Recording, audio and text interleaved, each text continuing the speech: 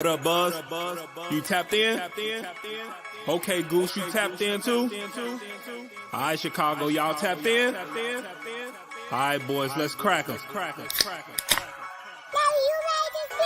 Feel like Mike in the fourth with the ball in my hands and I'm taking a shot. I'm the king in the madhouse on Madison, whether I make it or not. Now the crowd going crazy, they watching the play and I'm watching the clock. Got my shot in the air and the buzzer go off and I'm watching it drop. This team did things, MJ shot City 6 rings. D-Rose too big, too fast, too strong, history. And we good on that, put Jilla on the track and we good on wax. 3, 2, 1, everybody say Bulls on tap, Bulls on tap. Our city pretty and gritty. Benny the bull in the crowd getting hyper and litty. Me, I'm so drippy, it's slippery, nothing offends me. Banners on banners, we winners. We got the stats in the news. Go and subscribe, hang out with Buzzy and Goose. Tapping with us, we the truth. Jilla just murdered the booth.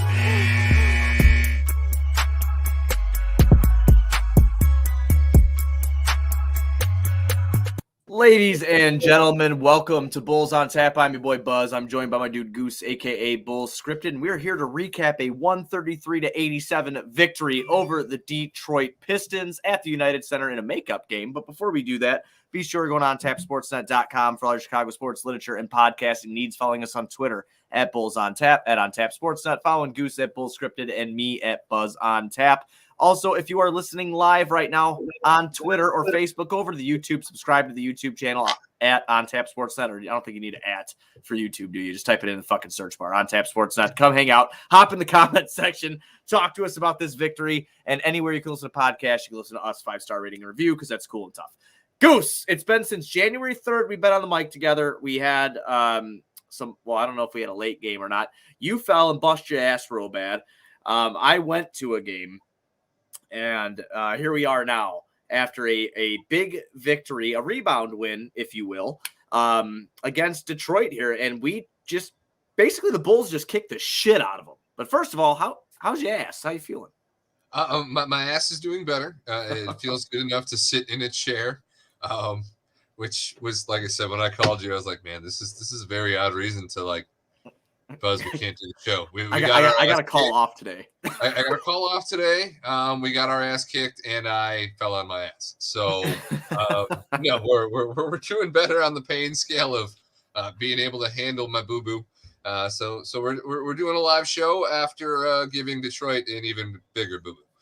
Oh my god, dude! Like what?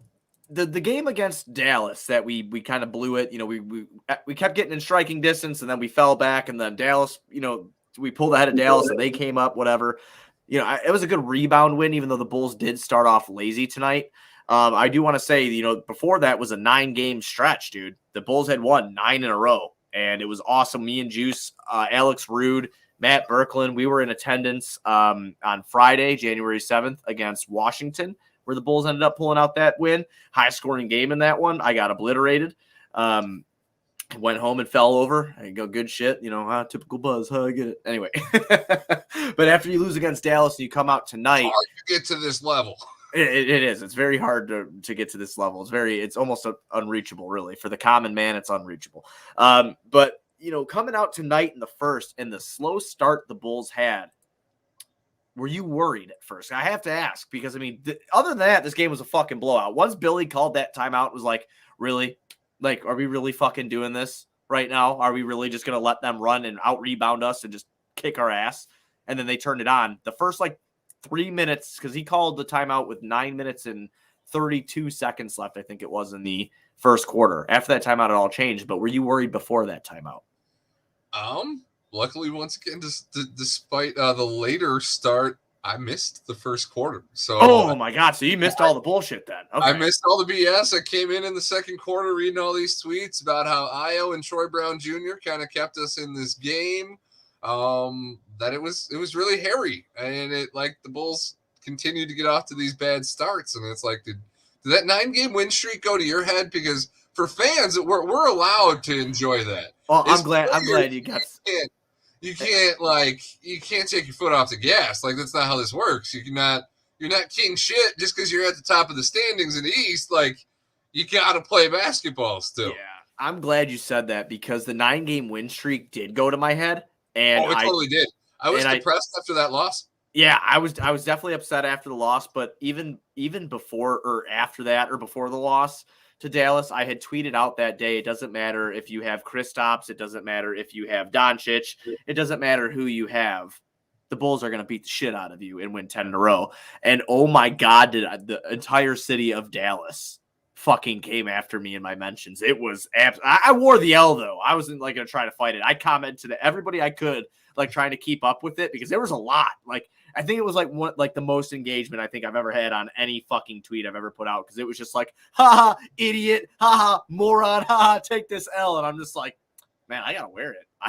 I did. I tweeted out. It went to my head. I thought we were unbeatable. I didn't think we were gonna lose again. And I don't know why I did that to myself. I should have known better. Like, listen, this team is human. These guys are all human. They're gonna have bad nights for sure.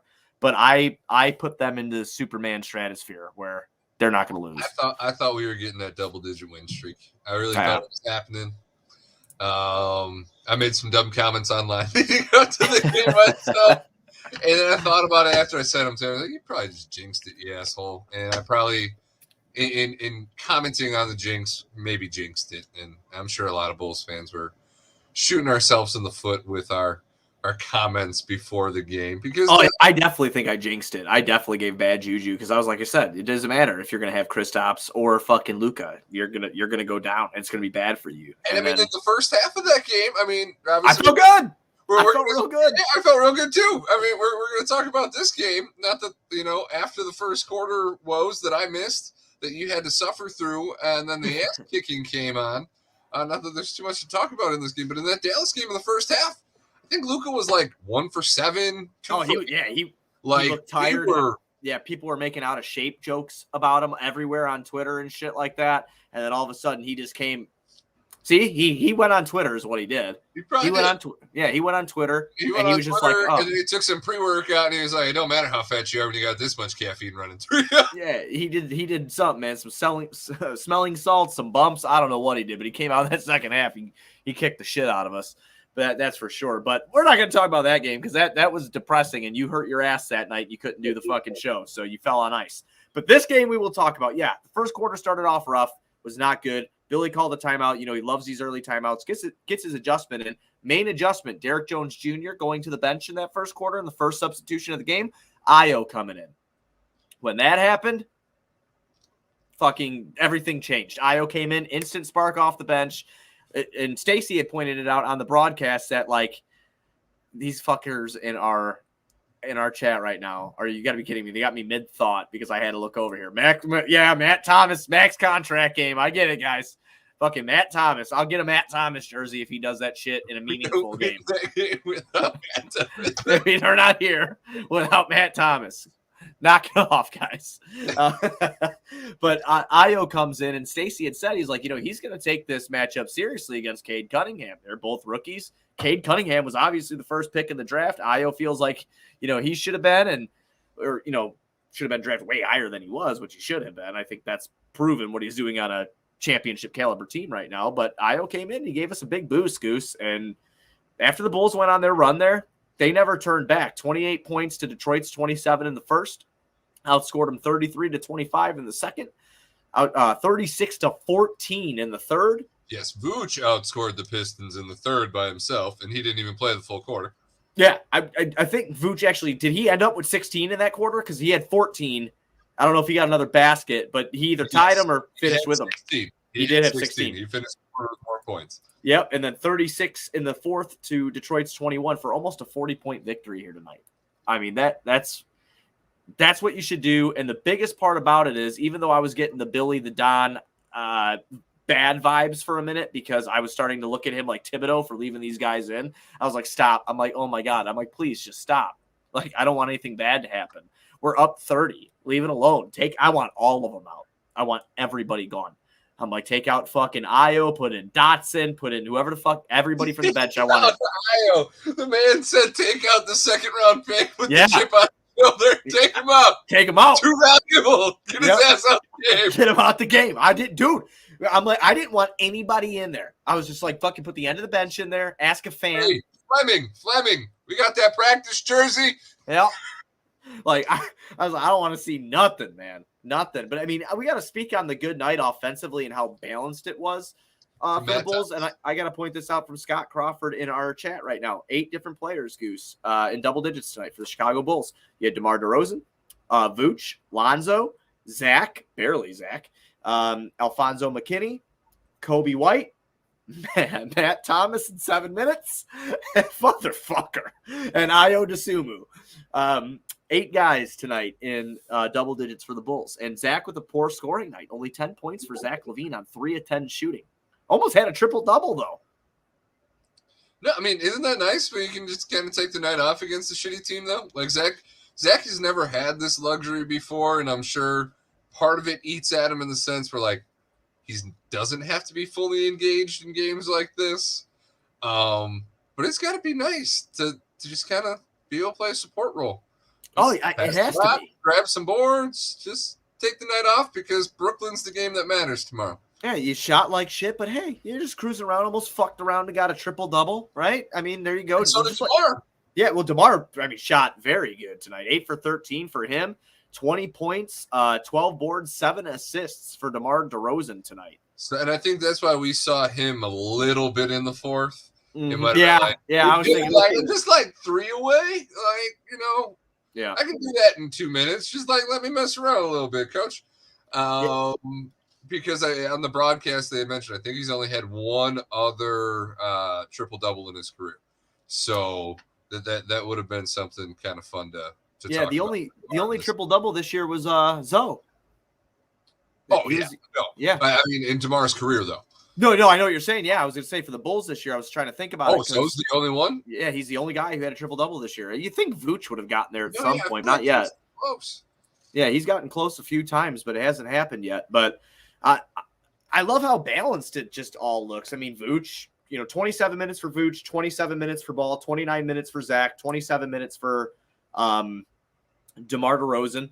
And then you had 25 minutes from TBJ and 27 minutes from Ayo and 23 minutes from Kobe.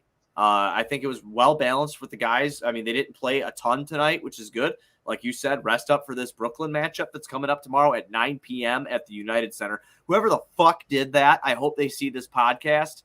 What do you mean, yes? I'm going to be dead. I'm going to try to stay awake. You can be dead. I have Thursday off, and I will get to watch the entirety of that game. That makes me very fucking happy. See, we're going to have to get Beer Garden Jim. He's probably going to have to be my substitute tomorrow and help you out. He texted me tonight. He goes, I want to get on a Bulls on Tap with you guys. And I said, okay, Jim. I was like, there's one condition. You have to be drunk. I didn't say that, but I'm going to text him that, let him know.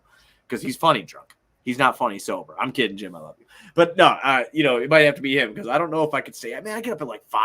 Like, it is so the hard. Brooklyn Nets. We are in first place.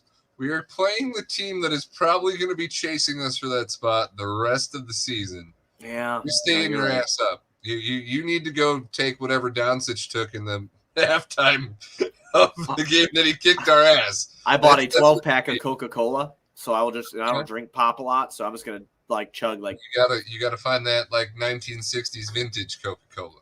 Yeah, I know. I just know for sure I can't drink. I can't crack them tomorrow because I know if I get it's 9 o'clock and I start, I'm gonna fall asleep at halftime. So I gotta stay real loose, man.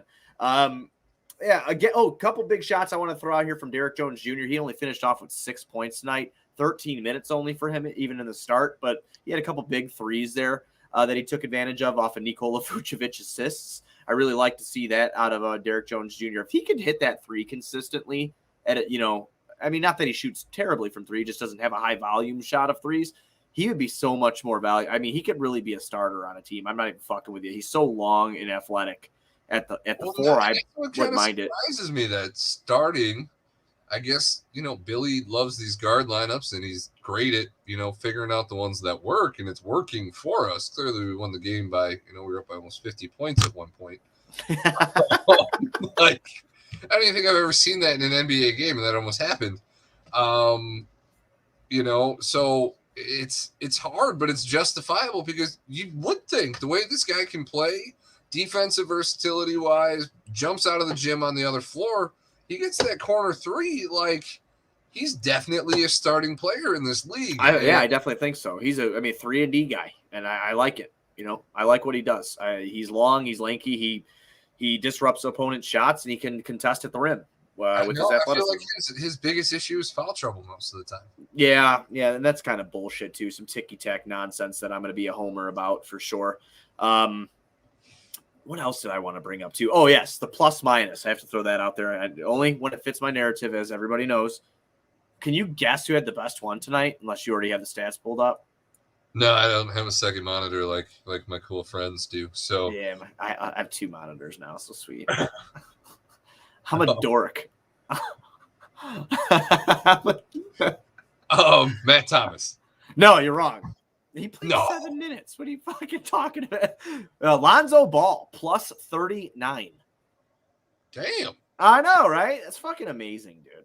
That dude is so fucking good. He's so fun to watch. Him and his brother, like LaMelo last night against the Milwaukee game with Charlotte last night. LaMelo fucking hits that game winner with, the clock winding down. I was just watching like a little video on those two today on YouTube about how like good they really are. And like watching LaMelo, me and you wanted LaMelo so badly in that 2020 draft.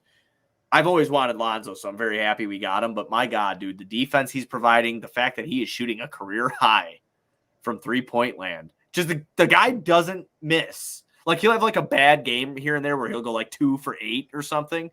But like this is what you're usually getting out of him. Like these fucking like 3 for 6 or 3 for 7s or 4 for 7s or 4 for 9s. Like I love the fact that Lonzo Ball is our point guard. Defense, 3 steals tonight, dude. 6 boards, 5 assists, and 1 block. Lonzo. No, as much as you hit the nail on the head there that I was damn near crying that we were 1 pick away from getting Zoe's brother. What better consolation prize than Zoe, who probably fits Zach's game a lot better. You draft LaMelo, you're probably making a decision between him and Zach. And in this situation, we got the brother that fits the player that we already had on our team the best. Zoe's content just being that 3-and-D guy who facilitates the team for the whole offense. I do feel like he is getting a little bit more on-ball responsibilities than he was given in New Orleans, which, is what he wanted. He wanted to be able to run a team. But now he also has guys in Zach and DeMar that I feel he's okay deferring to. As where before it was kind of like, I don't really know that they're better at doing what you say that they're doing than I am. As we're here, like he accepts his role and he's been flourishing. We'll have to get our buddy on the show so he can keep us up to date with our stats on the hairstyles, though. Yeah, absolutely. Yeah, we got to get Drew on the show with the hairstyle stats that he was able to fucking get. I loved that he did that. It was fucking awesome. Oh, and they're ongoing too. Drew's becoming really good with the numbers on there. Oh yeah, he's great. Absolutely great. He actually threw out some numbers on Jeremy Grant being like a 3rd option. I don't know if you saw that tweet from him.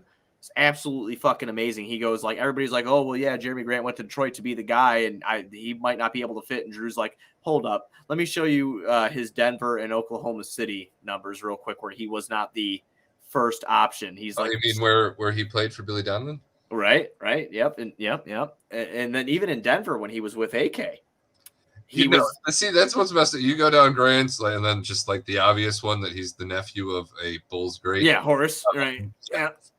So the connections and the like, it's all there, and it's like scary how many there are there. And maybe this was their plan all along. I have to say, I mean, since we brought Grant up, I've turned. We might be on opposite sides of the fence on this one. I don't know if I want to let go of Pat. I saw your tweeting about that, and I can't say that I'm shocked. Not that you've turned, but like that you thought about it, and you're like, is it the best option to make? Like for me, I'm gonna tell you now, I will not flip flop. Like it's not that I like want to trade Patrick Williams away. It's not like I want like, oh, I think you suck. Right. I want the better player right now. I want the better player that fits this timetable, and I want the better player that will be with Zach and Lonzo for years to come. I think that Patrick Williams could definitely grow into a role. I think he could be a good player, but I honestly see his ceiling being that of a Jeremy fucking Grant. And I don't need to wait 4 or 5 fucking years for that to happen. I want it now. So if it doesn't work out, we trade for Grant and it doesn't work out, and Pat becomes a badass with Detroit and Cade Cunningham and those guys, then so be it. We'll be competitive too, but I just don't like the people that say, you can't trade him. He's got untapped potential. It's like, dude, just fucking hang on a minute. Hang on a minute. We don't know that, all right? Because he's never fucking shown that. He's had some good games in the NBA.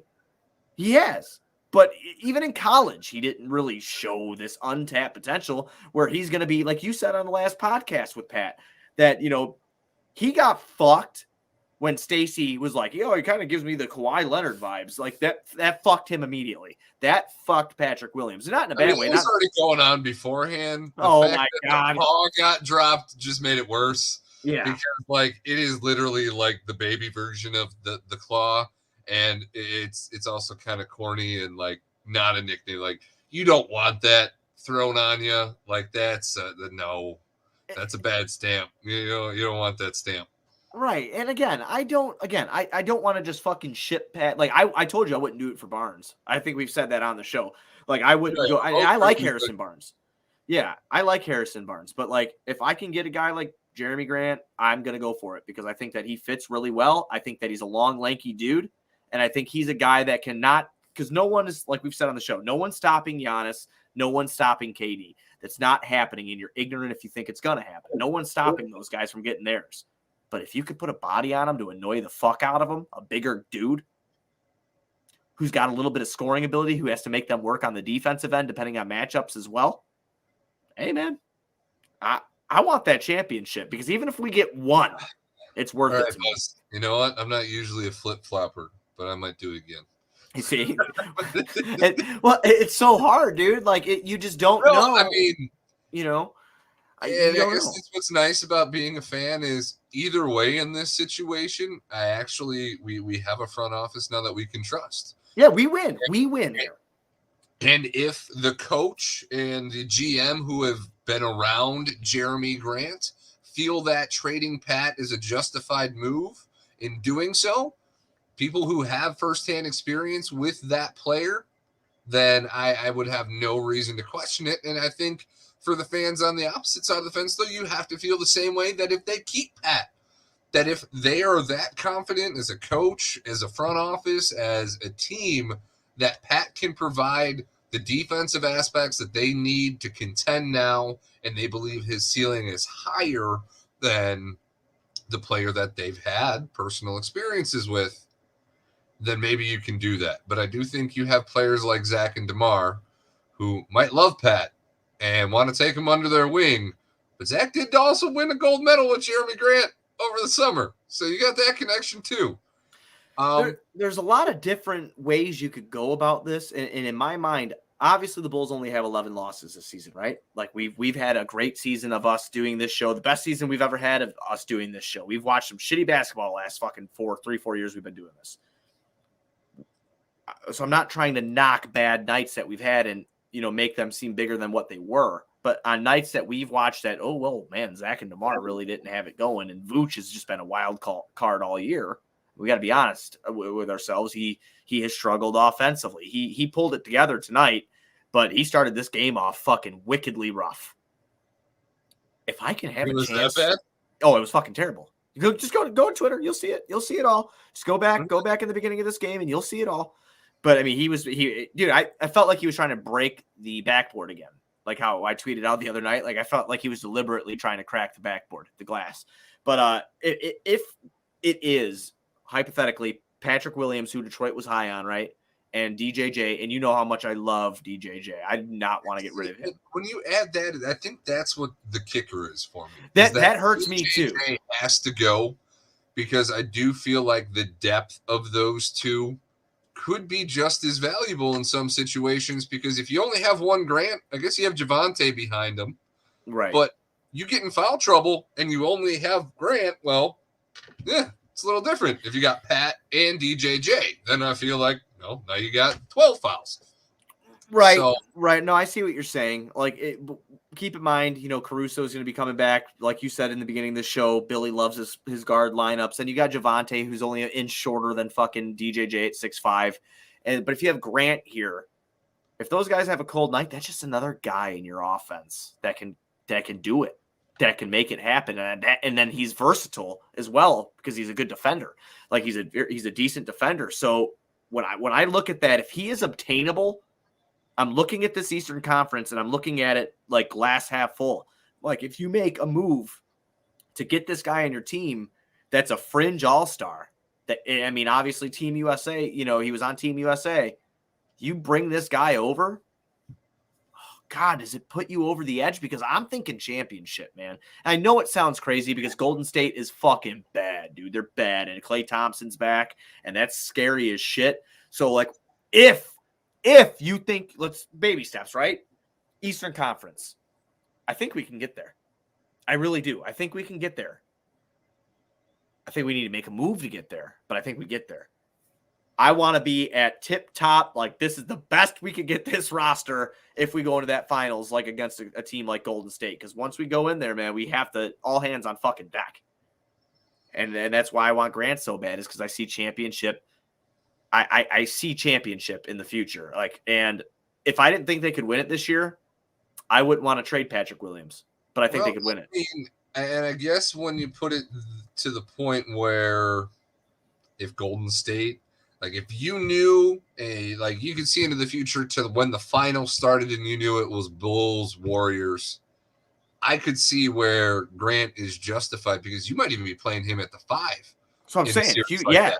Oh God, could you imagine for a minute? Like if you go like, because again, I think Golden State's going out. I think they're coming out of the West. They're playing fucking amazing.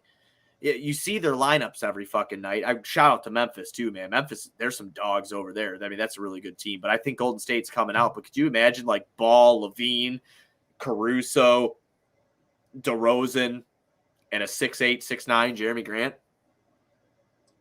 Yeah, no. I mean, it's firepower.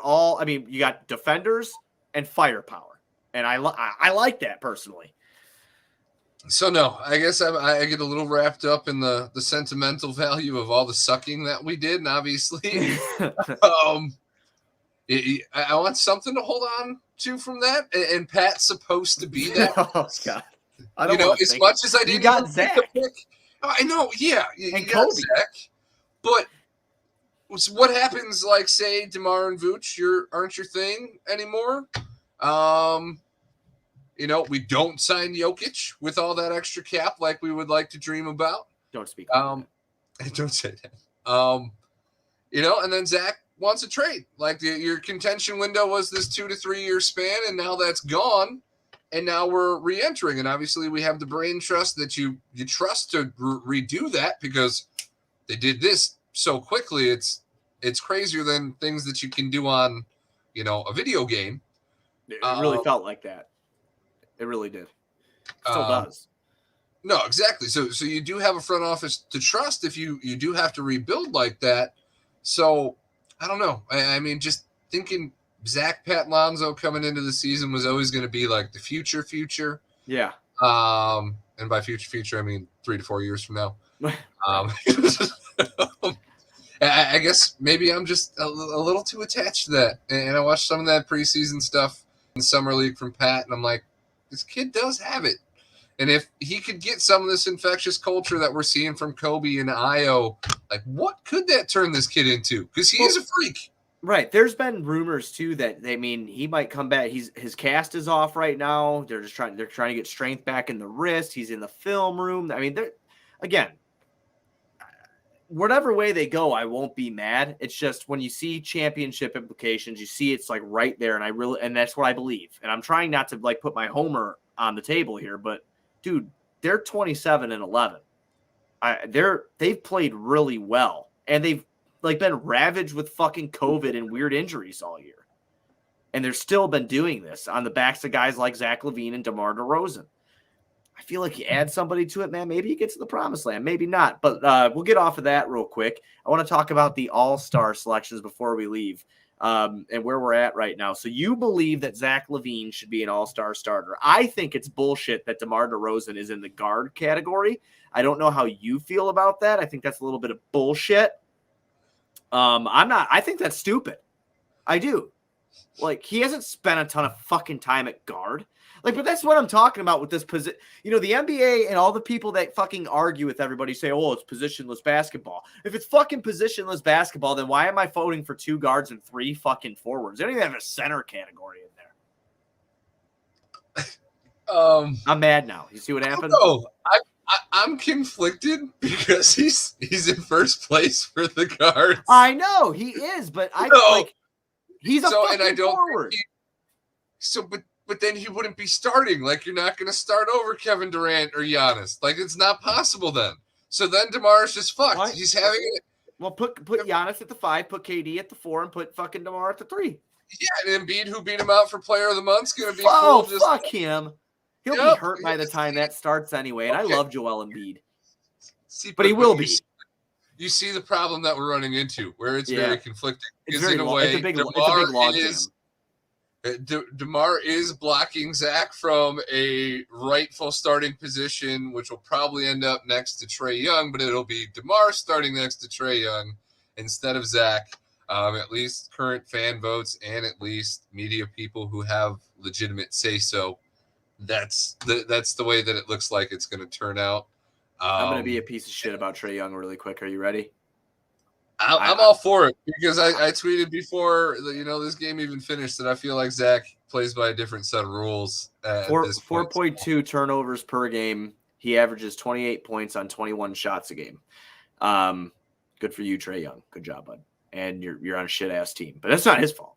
But they went to the Eastern Conference Finals last year, but they're not good this year. And Trae Young's a great player. I mean, he's fun to watch, dude. I think that he hasn't been as good as because this rule change has happened. He's still very efficient. He's a good fucking player, but I just hate the fact that guy's probably going to win get on this vote.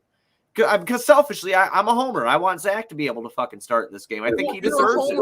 Like when the Bulls were in 12th place and Zach was the best player on the team, but they were in 12th place, Zach wasn't even getting consideration really for an all-star appearance at all. Exactly. So, like I've been on this end of the spectrum here. Okay, like I've seen this. Like Zach we had to fight for Zach to get into the All-Star game last year. I felt like fans were like, yo, like this is fucked up. And even in what was that, 2019 when it was here in Chicago, and he had some pretty good numbers, and he didn't fucking get into anything. I was just like, wow, man. I mean, I think he was in a 3-point contest, I think, here, but that was like it. Like, I don't know.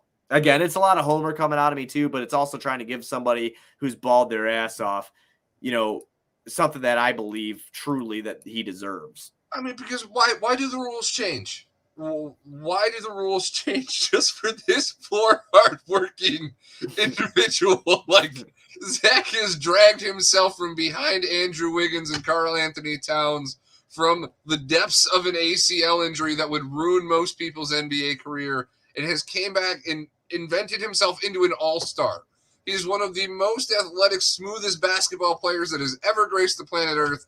And even on a first-place team that is defying all expectations, he's dropped 1 point per game. His efficiency stayed the fucking same when he got to do everything by himself. And they're just like, nah, sorry, bro. Not good enough. What do you mean? How is it not good enough? It used to be I couldn't win basketball games. Yeah, you can make all the shots in the world, but you don't play defense, so you can't win basketball games. Now, because I don't have to be the only offense, I can actually play defense, and I'm winning basketball games, and you're just like, yeah. It's because the media hates Chicago. That's all I gotta say. It's a conspiracy against Chicago, and I will lead that charge. I will lead that charge all fucking day long. But I love the passion there. That was amazing. Like, what do you mean? Please. Bulls fans, get your ass out there and vote for Zach while you can. We got to fix this because... I'll tell you what, though, man. We've been doing great. Everybody that listens to this podcast, and even beyond that, people that don't, that just see our shit on Twitter, I am super fucking proud of the work that we've put in on the Bulls on Tap Twitter page because... it had to be Burke that did this today off of the Bulls on Tap Twitter. He goes, we have a very simple tweet, and it says, at Zach LaVine, NBA All-Star. 714 retweets on that. And I know that's not like, a huge crazy thing or whatever, but those are votes. Those are votes. That's 714 fucking votes for Zach LaVine. And that's awesome. We had another one that went off for like 1,200 for DeMar, 1,100 for Zach. Like, we're trying to rack up these votes for these guys, man. We want them to get in. This is a team to be proud of. I think they should get everything that they deserve. If the Atlanta Hawks could have Jeff Teague, Kyle Korver, and Al Horford in a fucking All-Star game together, I want it. My God. I want it too.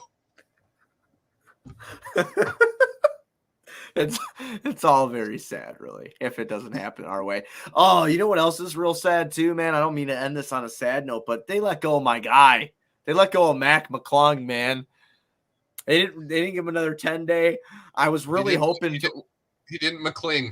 No, he didn't. He didn't. And I was just really fucking hoping to see him stick with like the Windy City Bulls or something. I watched a little bit of their game tonight, and or I followed along with it with the highlights and shit because it wasn't on ESPN Plus.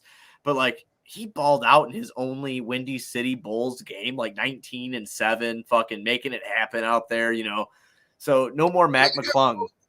That's unfortunate. It is. Have to see Ersan Ilyasova play a game for us. Oh, I know. Ersan Ilyasova, man. I hated him because he would kill us all the time. He's one of the greatest floppers of all time. Yeah. Well, every good team needs one, though. You do, and I don't know. We don't have a flopper, which I'm okay with because I can't stand floppers. But no, we don't have a flopper. We got to talk about Blast from your Ersan. I know he signed here for a hot minute. But Blast from the past, what about Lance Stevenson right now? Like, is he still cooking? Dude, he's in Indiana murdering everybody. Okay. No, I saw his first game back where he got to bust out the air guitar with like 17 points in the first quarter or some crazy nonsense. Yeah, I gotta tell you what he's averaging here. Because like I was watching a little bit yesterday and he was doing shit. And I'm like, you've got to be fucking kidding me right now. So yeah, he's averaging 14 points, 5 assists, and 3 boards right now in his 5 games with Indiana. And he's shooting 36% from downtown and 51% from the field. Like, so no, I mean, and is a guy like him only out of the league that is hard to stay in because he's problematic, because he's an instigator, because he's got these goofy antics? Like, can other teams just not handle him? And when he's in Indy, he just has superpowers? Like, is that what it is for this guy? I mean, awesome for him because clearly he belongs in this league. And I would love to get to see him blow in somebody else's ear. So maybe it'll happen to LeBron again. I have no idea. But RIP.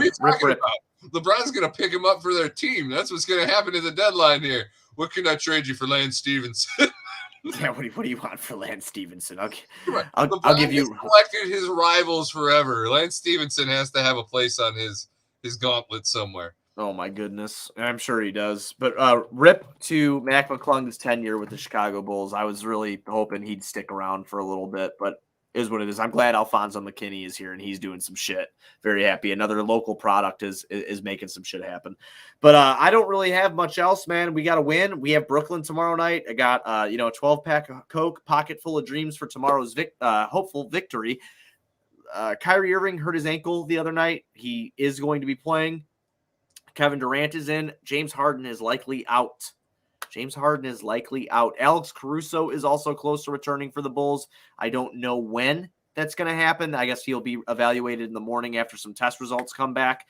He is past the COVID thing now. He doesn't have that now. So, but he was still nursing that knee injury, right, that he had. So, hopefully So a convenient time for Caruso to, have to go into protocols there. Not that you ever want to hear that for either just tracing or a positive test, but right. If you're going to get it in the profession that he's in, the time to get it's where you're nursing an injury already. So right. Hopefully knocked out 2 birds with 1 stone there, and we get Caruso for the rest of the year, whether it's tomorrow night coming back or following that, because the Bulls have 4 games in 5 nights. So yep. Now we got 3 games in 4 nights left. Yep. So we've got the Nets tomorrow at 9 p.m.